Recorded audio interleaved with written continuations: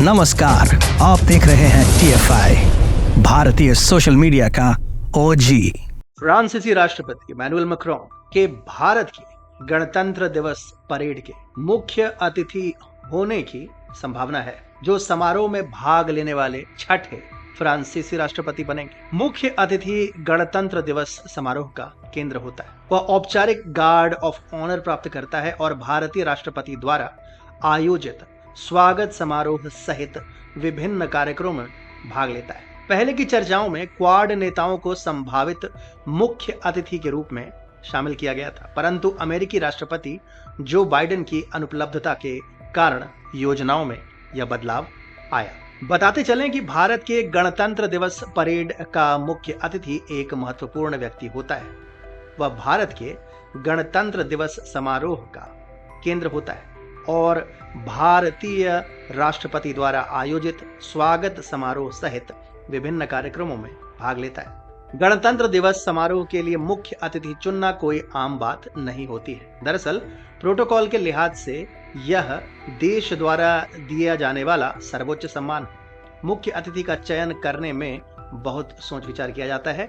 चयन प्रक्रिया गणतंत्र दिवस से लगभग 6 महीने पहले ही शुरू हो जाती है, जिसे भारत हर साल 26 जनवरी को मनाता है। विदेश मंत्रालय राष्ट्र प्रमुख को निमंत्रण देने से पहले कई पहलुओं पर विचार करता है। सबसे बुनियादी विचार यह है कि मुख्य अतिथि के रूप में आमंत्रित व्यक्ति के साथ नई दिल्ली का रिश्ता यह दर्शाता है कि भारत उस देश के साथ अपनी मित्रता को और प्रगाढ़ करना चाहता है और उस देश के साथ मैत्रीपूर्ण संबंध की पुष्टि विश्व पटल पर करना चाहता है। मुख्य अतिथि का चयन एक महत्वपूर्ण प्रक्रिया है, जिसे विदेश मंत्रालय द्वारा गणतंत्र दिवस से 6 महीने पहले प्रारंभ किया जाता है। जिन कारकों पर विचार किया जाता है उनमें राजनयिक संबंध, राजनैतिक, वाणिज्यिक, सैन्य और आर्थिक हित, साथ ही गुट निरपेक्ष आंदोलन के साथ ऐतिहासिक जुड़ाव भी मायने रखते हैं। अतिथियों की लिस्ट एक बार शॉर्टलिस्ट होने के बाद विदेश मंत्रालय आगे बढ़ने से पूर्व प्रधानमंत्री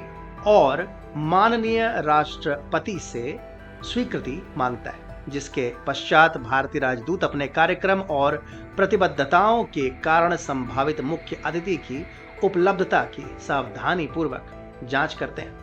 उम्मीदवार को अंतिम रूप देने के बाद भारत और अतिथि देश आधिकारिक बातचीत करते हैं और विदेश मंत्रालय के भीतर क्षेत्रीय प्रभाग समझौतों पर काम करते हैं और प्रोटोकॉल प्रमुख कार्यक्रम और लॉजिस्टिक्स को संभालते हैं। सरकारों के बीच साझा की जाने वाली विस्तृत योजनाओं में भारतीय प्रोटोकॉल प्रमुख और मेहमान देश के समकक्ष सम्मिलित होते हैं। इसके बाद विदेश मंत्रालय में क्षेत्रीय प्रभाग समझौतों पर काम करते हैं। इसके बाद प्रोटोकॉल प्रमुख कार्यक्रम और लॉजिस्टिक्स का विवरण तैयार किया जाता है। यात्रा और गणतंत्र दिवस कार्यक्रम की व्यापक योजना को भारतीय प्रोटोकॉल प्रमुख दौरे वाले देश के समकक्ष के साथ साझा करते हैं, जिसके बाद भारत सरकार उन राज्यों की सरकार जहां विदेशी गणमान्य व्यक्ति यात्रा कर सकते हैं, वहां सुरक्षा के पुख्ता इंतजाम करवाते हैं। यह यात्रा भारत के गौरव, खुशी में अतिथि की भागीदारी का प्रतीक है और दोनों देशों के बीच प्रगाढ़ मित्रता का भी